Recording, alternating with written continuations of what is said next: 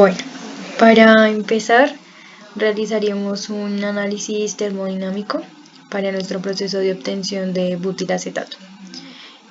Como reacción principal y única reacción, contamos con metilacetato más butanol, reacción en equilibrio, reversible, produce metanol más butilacetato.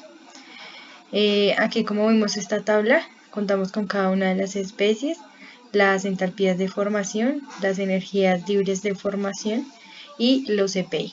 Para el cálculo de este CPI tenemos en cuenta esta ecuación donde A más BT más CT cuadrado más DT al cubo, donde A, B, C y D son constantes sacadas del libro de Gauss, al igual que el delta G y el delta H de formación. Para continuar con esta ecuación, las temperaturas para esta ocasión contamos con temperaturas de 298.15 Kelvin como temperatura de referencia. Siguiendo con nuestro análisis termodinámico, la temperatura de operación de nuestro sistema será 350 Kelvin, la constante de los gases Joule sobre mol por Kelvin 8.314, al igual que la presión en atmósferas, que vendría siendo 5 atmósferas.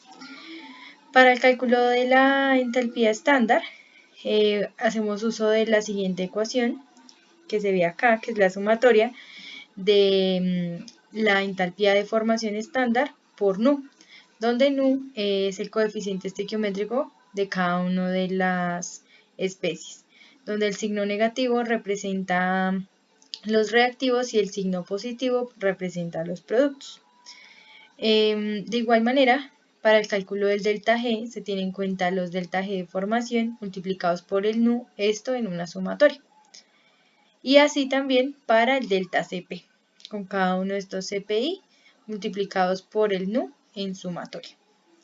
Para el cálculo de la entropía estándar tenemos esta ecuación, la cual es representada entre la sustracción entre el delta G menos el delta H sobre el negativo de la temperatura, donde esta temperatura vendría siendo la temperatura estándar, que para nuestro caso es 298.15 Kelvin.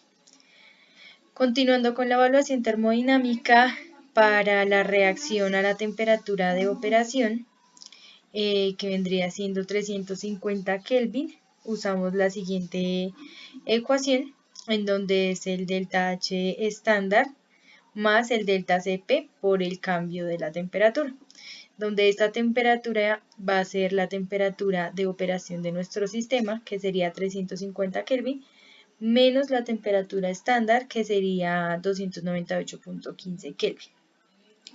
De igual forma, para el cálculo de la entropía a la temperatura de operación, tenemos la entropía estándar más el delta Cp por el logaritmo natural de las temperaturas, en donde T es 350 y T subíndice 298.15 Kelvin. Para el cálculo del delta Gt a la temperatura de operación es el delta H a la temperatura de operación previamente calculado menos la multiplicación entre la temperatura estándar por el delta St. De acuerdo a estos análisis, podemos darnos cuenta que la entalpía a la temperatura de operación vendría siendo una reacción endotérmica y la entropía a la la energía libre de Gibbs a la temperatura de operación vendría siendo una reacción espontánea. Continuando con esto, realizamos el cálculo de la constante de equilibrio, la cual nos representa si la reacción es reversible o no.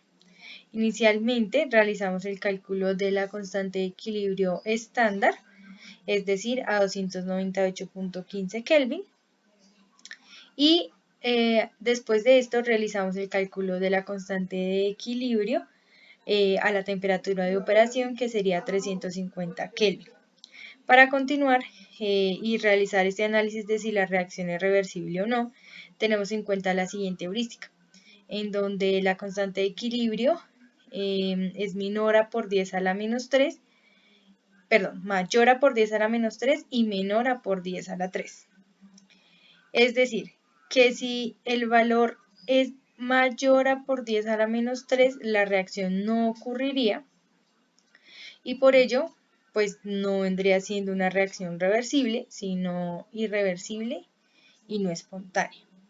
Al igual que si decimos que la reacción es por 10 a la 3, esto quiere decir que la reacción será en efecto reversible, si es menor a por 10 a la menos 3.